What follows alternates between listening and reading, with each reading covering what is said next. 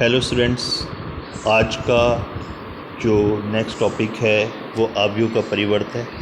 ये most important topics start हो चुके हैं अब यहाँ से। लास्ट वीडियो में मैंने आपको बताया था उससे पहले भी कि अब जो भी हम कुछ पढ़ेंगे ये पेपर के अंदर आपने यूज़ होता ही होता है। तो आव्यूह का परिवर्त क्या होता है, इसे इंग्लिश में ट्रांसपोज ऑफ ए कहते हैं। सिंपली इसको आपको मैं एक वर्ड से बात बताऊँ, अगर कोई एक ए आव्यूह है, आप इसका परिवर्त आव्यूह याद करना है तो ए डैश या ए के ऊपर टी लिख कर उसको आप आव्यूह के परिवर्त को निरूपित कर सकते हो। इसमें कुछ नहीं होता, रो को कॉलम बना देते हैं, कॉलम्स को रो बना देते हैं। जैसे आप लोग यहाँ ध्यान से देखो कि एक ए आव्यूह दे रखा है जिसमें जो पंक्ति हैं 3 5 वो ए ट्रांसपोज में स्तंभ बन चुकी हैं 3 5। जैसे दूसरे वाली पंक्ति है √3 1 और वो दूसरा वाला स्तंभ बन गया है √3 1, यानी कि 3 गुणा 2 का एक आव्यूह जो है कन्वर्ट कर दिया 2 गुणा 3 के आव्यूह में, और ये कहलाता है आव्यूह का परिवर्त। आव्यूह के परिवर्त की 2-3 गुण हैं, ये पेपर के अंदर थोड़ी सी हेल्प कर जाते हैं, टेंशन देते हैं वैसे अच्छे खासी, कि ए ट्रांसपोज का ए जो ट्रांसपोज जो है वो ए के बराबर होता है। मतलब क्या है कि अगर किसी, जैसे आपने ए का ट्रांसपोज करा, ए डैश मिल गया, अगर आप ए डैश का ट्रांसपोज करोगे ना दोबारा से, तो वो आपको दोबारा क्या मैट्रिक्स ला के दे देगा, ए। तो ए ट्रांसपोज का ट्रांसपोज जो है वो खुद ए के बराबर आता है। सेकंड, ए प्लस बी का अगर आपको ट्रांसपोज ज्ञात करना है तो वो A transpose plus B transpose के बराबर होता है। थर्ड वन, अगर किसी के इंटू ए ट्रांसपोज लिखा हुआ है तो दैट इज़ इक्वल टू के इंटू ए ट्रांसपोज, क्योंकि के तो एक अचर राशि है, अचर राशि का तो कोई ट्रांसपोज होता ही नहीं है, तो इसलिए वो नंबर एज इट इज़ रह जाता है, ट्रांसपोज होता है खाली ए का। और चौथा और मोस्ट इम्पॉर्टेंट है, इसको क्वेश्चन भी मिलते हैं पेपर के अंदर, कि ए बी का ट्रांसपोज है तो वो B transpose into A transpose के बराबर होता है। यानी कि कहीं पर आपसे बोला गया कि भाई एक ए मैट्रिक्स है और एक बी मैट्रिक्स है, तो आप ए बी की प्रोडक्ट करके उसका ट्रांसपोज ज्ञात करो। तो सिंपली इनकी बात भी मानी जा सकती है कि ए आव्यूह लिखो, बी आव्यूह लिखो और फिर उनका प्रोडक्ट करके उनका गुणन करने के बाद में उसका ट्रांसपोज ज्ञात कर लो। दूसरा तरीका क्या होता है कि आप बी का ट्रांसपोज निकालो और ए का ट्रांसपोज निकालो, तब उसकी मल्टीप्लिकेशन कर लो, दोनों बार में सेम आंसर आते हैं। ये पेपर के अंदर क्वेश्चंस भी मिलेंगे कि ये वेरीफाई करके दिखाओ, या ये भी पूछ लेते हैं कि भैया ए इंटू बी का ट्रांसपोज है तो वो सिंप्लीफाई करने के बाद में आपको आव्यूह कैसा मिलेगा, तो वो simple B dash into A dash के बराबर होता है।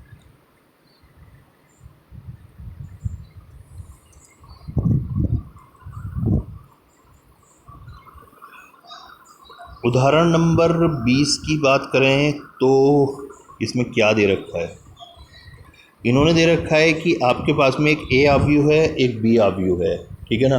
तो सबसे पहले आपको सत्यापित करना है ए ट्रांसपोज का ट्रांसपोज। तो मैंने दिखाया था सिंपल, भाई देखो जैसे यहाँ पर एक आव्यूह दे रखा है 3 4 √3 2 2 0, तो इसका जो पहला स्तंभ है वो उसकी पहली पंक्ति बन गई 3 4, ये √3 2 है, √3 2 है, तो ये √3 2 यहाँ पर स्तंभ जो है पंक्ति बन गई, और 2 0 जो है यहाँ पर क्या बन गया, 2 0 यहाँ पर पंक्ति में आ गया है, यहाँ स्तंभ में था, ठीक है ना। फिर इसका दोबारा से ट्रांसपोज करा, किसका बोला, ए ट्रांसपोज का। ए ट्रांसपोज का दोबारा से ट्रांसपोज करेंगे तो भैया देखो यहाँ पर ये पंक्ति है, यह बन के खड़ा हो गया स्तंभ, 3 4 बन गया स्तंभ में 3 4। अवयव नहीं बदलते, कोई प्लस साइन का चेंज नहीं आता, केवल चेंज आता है उसमें वैल्यूज़ का और कुछ नहीं।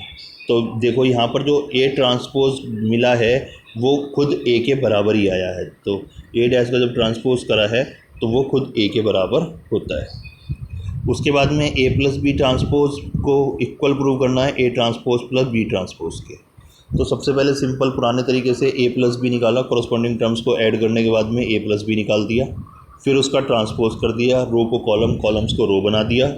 उसके बाद में ए ट्रांसपोज और बी ट्रांसपोज की वैल्यू निकाली, दोनों को ऐड करके देखा, और दोनों को ऐड करने के बाद में ये सेम रिलेशन लेकर आ रहा है। तो इसलिए हम लोग ये कह सकते हैं कि ए प्लस बी का जो ट्रांसपोज है वो A transpose plus B transpose के इक्वल होगा। उसके बाद में थर्ड वाले केस के लिए के बी वाला करना है कि बी के साथ में पहले के की मल्टीप्लाई कर लो, फिर उसका ट्रांसपोज निकाल लो, और या तो फिर उसके बाद में बी डैश के करने के लिए कि बी का ट्रांसपोज करके तब के से मल्टीप्लाई कर लो, यही आप भी मिल जाएगा। या इसमें से के कॉमन लेके देख लो, के कॉमन आ सकता है, के कॉमन ले लिया तो जो बच गया वो के बी डैश के बराबर आ गया। यानी कि के पे कोई फ़र्क नहीं पड़ना, फ़र्क किस पे पड़ना है, बी पर। तो ये जो उसके शुरू की 3 प्रॉपर्टीज़ पड़ी थी ये उनको संतुष्ट करा के इन्होंने दिखाया है हम लोगों को। उसके बाद में जो एग्ज़ाम्पल 21 है वो प्रूव करा रहा है हमसे ए बी डैश जो है वो B dash into A dash के बराबर हो। तो सबसे पहले क्या करना है, ए बी डैश को वैल्यू फाइंड करनी है, लेफ्ट हैंड साइड की वैल्यू निकालेंगे। पहले हम लोग नॉर्मली लेफ्ट हैंड साइड की वैल्यू पहले निकालते हैं और फिर बाद में राइट हैंड साइड की वैल्यू निकालते हैं, ठीक है ना। तो हम लोगों ने पहले ए बी की वैल्यू दे रखी है, तो ए इंटू बी की वैल्यू कर हमने ये ए बी निकाल लिया, फिर उसका हमने ट्रांसपोज कर लिया, यानी कि उसका ट्रांसपोज करने के बाद में ए डैश बी डैश मिल गया। फिर हम लोगों ने यहाँ पर क्या काम करा है, ए का ट्रांसपोज निकाला और ये बी का ट्रांसपोज निकाला, और फिर B dash into A dash की वैल्यू निकाली, जो ये वैल्यू निकल कर आई, और ये वाली वैल्यू जो है इस ए बी डैश की वैल्यू के इक्वल है, और ये सिंप्लीफाई होकर आ गया A B dash is equal to B dash into A dash. इसके बाद में जो नेक्स्ट टॉपिक है ये भी इम्पॉर्टेंट है। जब हम आगे मैथ्स पढ़ेंगे, कभी आगे लाइफ में कभी मैथ्स मिलेगा, तो ये सममित आव्यूह और विषम सममित आव्यूह जो है सबसे ज़्यादा तंग करते हैं। तो सममित आव्यूह और विषम सममित आव्यूह क्या चीज़ होती है, एक छोटे से वर्ड से आप समझ सकते हो। अगर मान लो आपके पास में एक ए आव्यूह है, आपने इसका ट्रांसपोज निकाला, इसका ट्रांसपोज निकालने के बाद में अगर ये एक इक्वल आ जाता है, मतलब आव्यूह का ट्रांसपोज करने के बाद भी आव्यूह पे कोई फ़र्क नहीं पड़ता, तो वो आव्यूह जो है सममित आव्यूह कहलाता है। यानी कि अगर ए डैश ए ट्रांसपोज ए के इक्वल है, आव्यूह ए के बराबर है, तो हम लोग कहेंगे कि ये सममित आव्यूह है।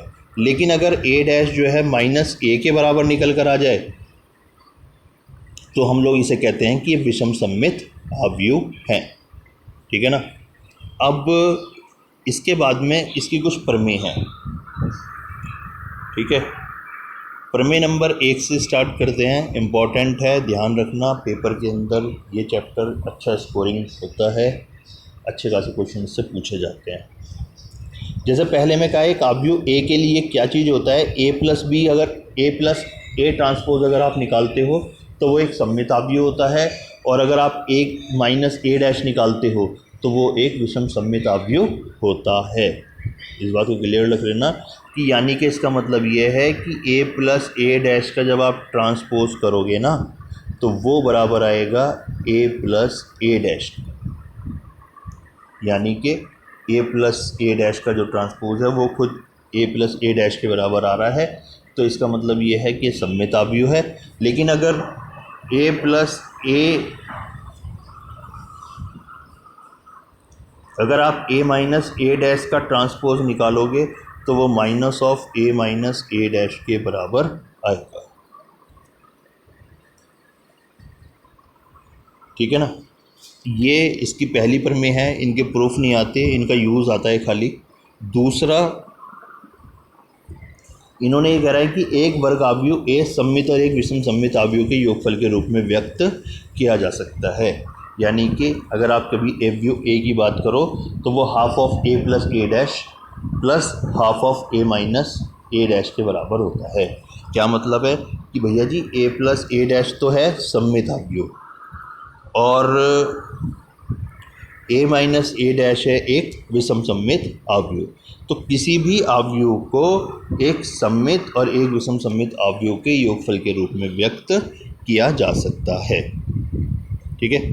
उसके बाद में उदाहरण नंबर 22 है, छोटा सा ही है, छोटा सा ही है, पेपर के अंदर क्वेश्चन है भैया, इसके ध्यान से करना पड़ेगा ही पड़ेगा, ठीक है। जैसे देखिएगा, सबसे पहले ये कह रहा है कि आव्यूह बी को एक सममित आव्यूह और विषम सममित आव्यूह के योगफल के रूप में व्यक्त करना है। तो बी को आपको लिखना है, जो मैंने आपको ऊपर अभी दिखाया था फॉर्मेट, उसके फॉर्म में। तो पहले बी का पहले ट्रांसपोज कर लिया, फिर बी प्लस बी डैश निकाला, बी प्लस बी डैश करने के बाद में ये वैल्यू आई है, और उसको हाफ से मल्टीप्लाई कर लिया, हाफ से मल्टीप्लाई करने के बाद में ये वैल्यू आ गई, ठीक है। अब उसके बाद में ये तो हो गया, उसके बाद में आपने निकाला Q B minus B dash की वैल्यू, ये वैल्यू निकल कर आई, उसको हाफ से मल्टीप्लाई कर दिया और ये वैल्यू मिल गई आपको half of B minus B dash की। और ये किसके बराबर होगा, ये होगा b is equal to half of b plus B dash plus half of b minus B dash. ठीक है, अब इस पर ये छोटी सी एक्सरसाइज है 3.3।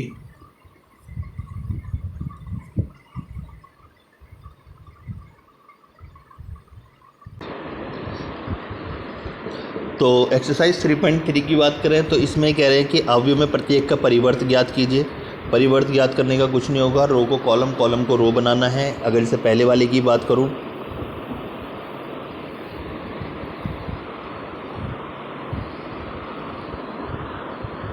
पहले वाले की बात करूं तो रो कॉलम बन जाएगी, ये पूरा कॉलम है तो कॉलम रो बन जाएगा 5, 1/2 और माइनस के 1। दूसरे वाले की बात करें तो रो बनेगी कॉलम 1, -1 और 2, 3। ठीक है, और बाकी भी इसी तरीके से तीसरा वाला भी चेंज हो जाएगा। सेकंड क्वेश्चन की बात करें तो सेकंड क्वेश्चन में आपको ए और बी दे रखे हैं अवयव, और उसने आपसे ए और बी अवयव के बाद में ए प्लस बी डैश और A dash plus B dash prove करने के लिए बोला है, और ये दूसरा वाला भी। तो ये सेम हम लोग कर चुके हैं, ए प्लस बी करो फिर उसका ट्रांसपोज निकाल लो और वो A transpose plus B transpose के बराबर आएगा। थर्ड वाले क्वेश्चन के अंदर जो है इन्होंने थोड़ा सा ट्रिकी कर दिया है। ए ट्रांसपोज की वैल्यू दे रखी है, तो सबसे पहले आपको ए की वैल्यू चाहिएगी जो होगी 3, 4, -1, 2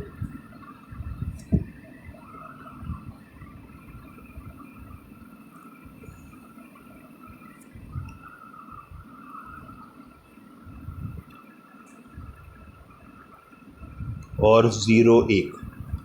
अब ए ये हो गया है आपके पास में, बी दे रखा है तो ए प्लस बी का ट्रांसपोज फाइंड करना है और फिर A transpose plus B transpose की वैल्यू फाइंड करनी है। सेम फोर्थ क्वेश्चन में भी इन्होंने यही सेम ट्रिक लगा रखी है कि ए डैश दे रखा है, ए ट्रांसपोज दे रखा है, जो सबसे पहले आपको ए मैट्रिक्स की ज़रूरत पड़ेगी और फिर उसको बी के साथ में यूटिलाइज करके आप ए प्लस 2b डैश का ट्रांसपोज ज्ञात कर सकते हो।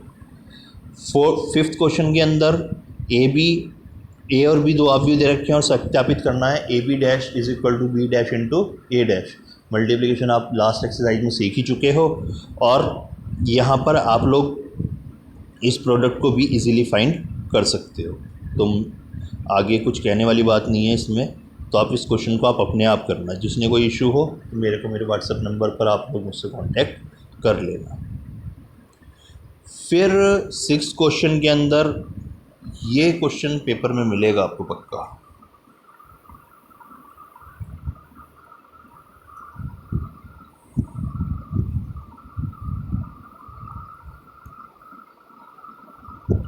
ठीक है, सिक्स क्वेश्चन में क्या कर रखा है इन्होंने,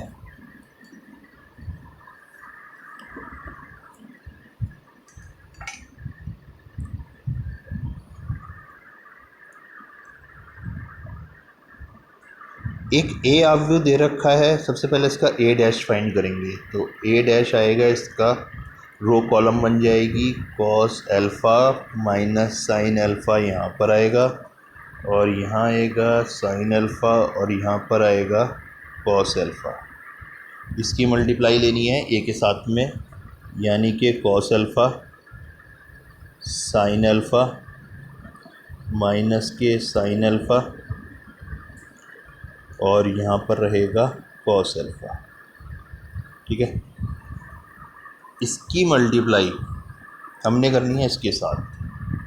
तो पहली टर्म जो बनेगी वो बनेगी cos square alpha plus sign square alpha, है ना। और फिर सेकंड मल्टीप्लिकेशन के लिए इसकी मल्टीप्लाई होगी इसके साथ में, तो ये बनेगा cos alpha into sine alpha minus sine alpha cos alpha और सिंप्लीफाई करके मिलेगा हमको 0। सेम इस वाले एलिमेंट की इसके साथ मल्टीप्लाई होगी तो ये भी 0 देगा, क्योंकि साइन अल्फ़ा कॉस अल्फ़ा पहली टर्म पॉजिटिव होगी, दूसरी वाली टर्म नेगेटिव होगी, इस वजह से माइनस के sine alpha into cos alpha, तो ये 0 दे देगा। और लास्ट वाली टर्म पर हमको मिलेगा इसकी मल्टीप्लाई इसके साथ, तो क्या मिलेगा, यहाँ मिलेगा हमको sine square alpha plus cos square alpha, और sine square theta plus cos square theta होता है 1 0 0 1। तो ये हो गया है कौन सा मैट्रिक्स, आई। तो यानी कि ए ट्रांसपोज इंटू ए जो है किसके इक्वल है, आई के। ठीक है, कोशिश करना, कोई दिक्कत तो बताना। सेम इसका सेकंड पार्ट होगा। 7th क्वेश्चन में सिद्ध करना है कि ये एक सममित अवयव है फर्स्ट पार्ट में। तो यानी कि आपको ए डैश किसके इक्वल दिखाना है, ए के।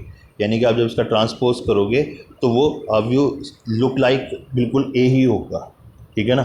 और विषम सममित अवयव में जो है ये ए डैश जो है माइनस ए के बराबर होता है। तो आपको अपने एक एक्सपीरियंस और बताता हूँ कि कोई भी अवयव ना विषम सममित अवयव कब हो जाता है, जब उसका डायगोनल सेम होता है ना। 90% चांस होते हैं कि ये इसके डायगोनल जो है सेम से ही हों। ठीक है ना। तो ये विषम सममित अवयव बन जाएगा।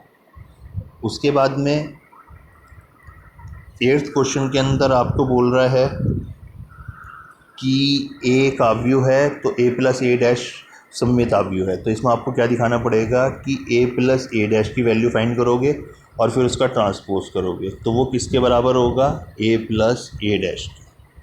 ठीक है ना। और सेकंड वाले पार्ट में कह रहा है ए माइनस ए डैश का ट्रांसपोज करना और वो minus of A minus A dash के बराबर होगा। तो इस तरीके से आप इसकी रिलेशंस को सेटिस्फाइड करा देना, जो भी कुछ होगा वो आपका आंसर। 9th क्वेश्चन अभी ये एग्जाम्पल की तरीके से ही है, जैसे हम लोगों ने ऊपर पढ़ा था, अभी जो कर रहे थे कि उसमें सममित रूप में लिखिए, विषम सममित रूप में लिखना है। सेम ये 9th क्वेश्चन साथ साथ 10th क्वेश्चन भी उसी तरीके से ही होगा। ठीक है। 11th-12th में खाली ये कह रहा है ए और बी समान कोटि के सममित अवयव हैं, तो ए बी माइनस बी ए क्या होगा। तो ये आप अपने आप देखना, पीछे मैं पढ़ा चुका हूँ कि ये कैसा सममित अवयव होगा, कि विषम सममित अवयव होगा। ठीक है। और यहाँ पर ए प्लस ए डैश आई के इक्वल है, तो ये सिंपल सॉल्व करके आप इससे वैल्यू फाइंड कर सकते हो। ठीक है ना। तो इसको आप बाकी करना एक्सरसाइज को इस वीडियो में यहीं तक, और आगे कोई प्रॉब्लम हो तो बता दीजिएगा। Thank you.